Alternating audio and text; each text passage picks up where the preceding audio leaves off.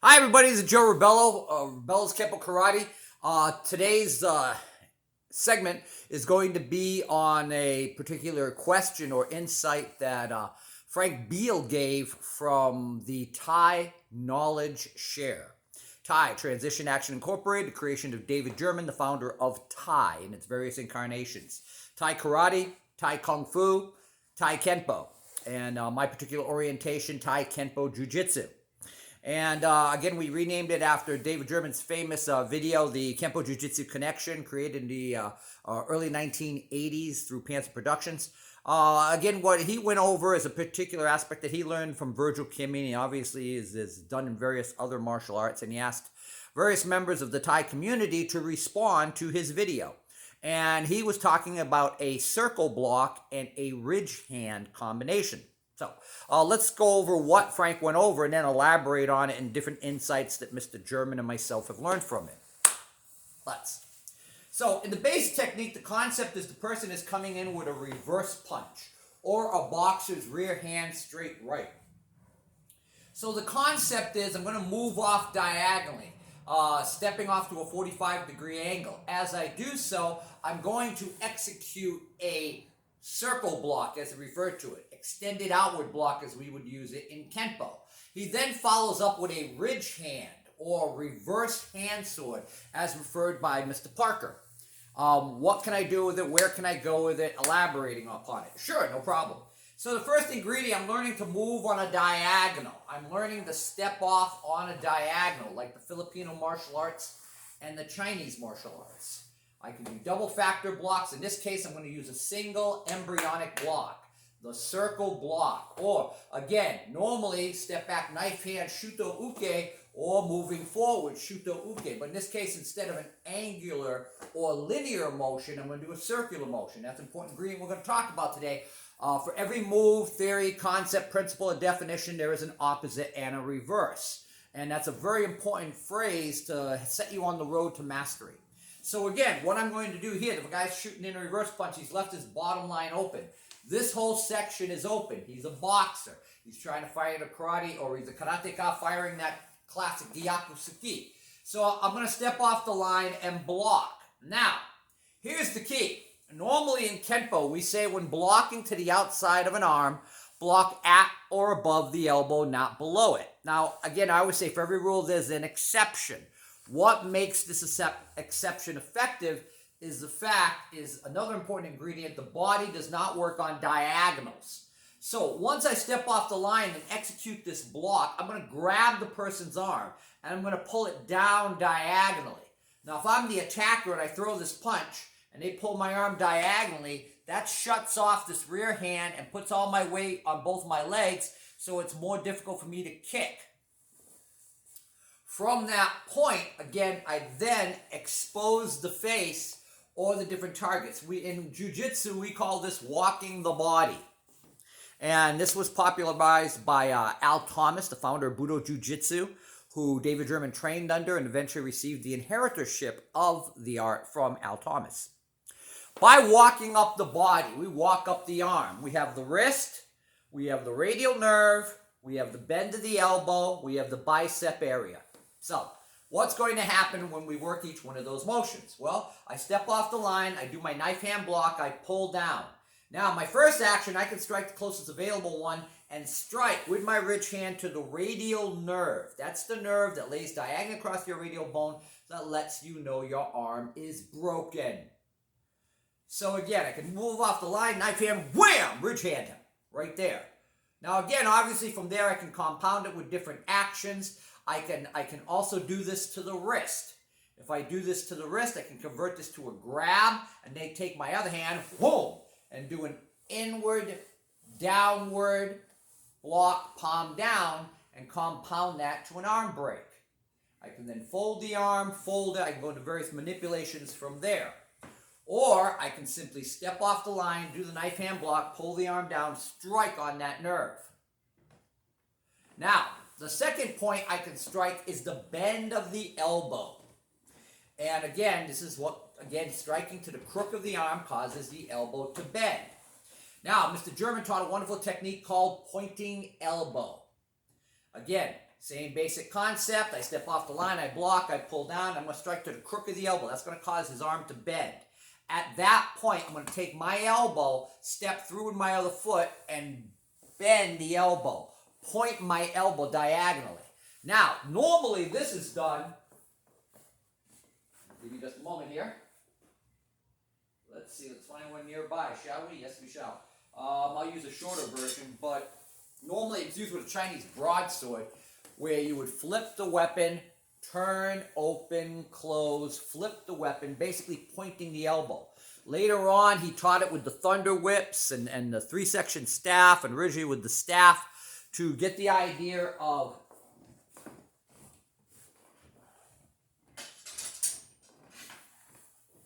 turning the arm, pointing the elbow. Basically elaborating upon a figure eight. But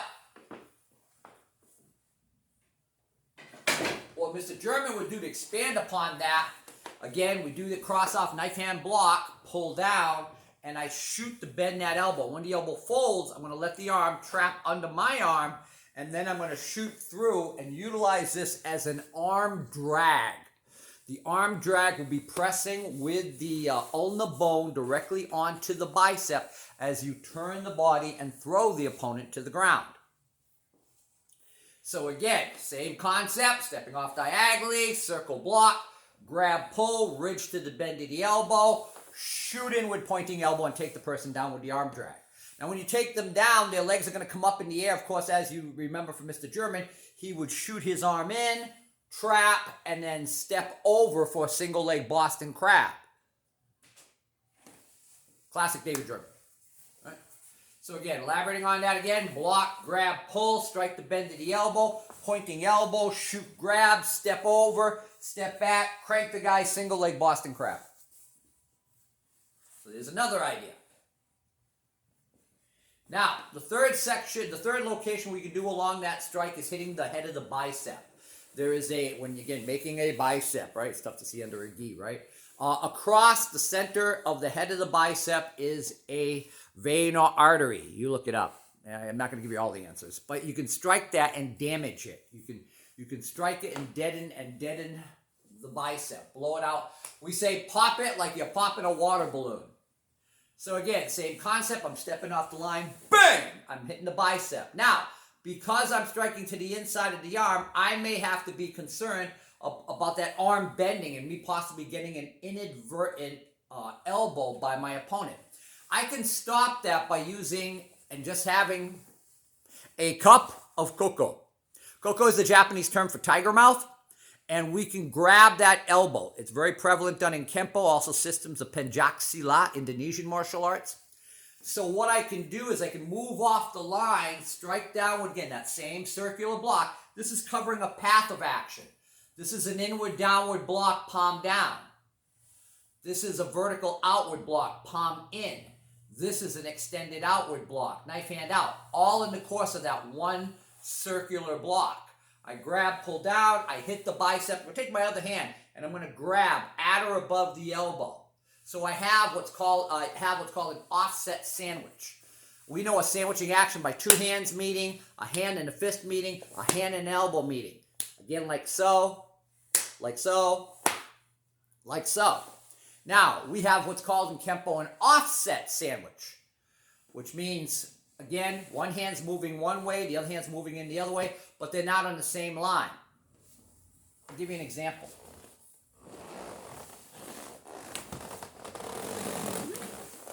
See the arm? Okay, so the guys in Mr. Parker's system, we have a technique called snapping twig.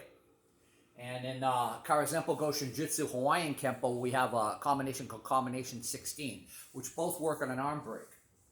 So again, when I'm here, wham! One hand here, one hand here. But since we're doing it along the length of the arm, this is popping the wrist, this is popping the elbow, I'm still locking the arm. I'm still getting an arm break. If I do Mr. Parker's system, I hit, I hook, I chop, I hammer, I sandwich elbow. That's snapping twig. And Mr. German has a variation, a different technique on this in Thai. But again, we step back, wham, hit. Step back, hit, wham, hit. Step back, hit, wham, hit. Hey, if we do this technique, we grab, pull, we pull down, we ridge, and we catch that hand at the elbow.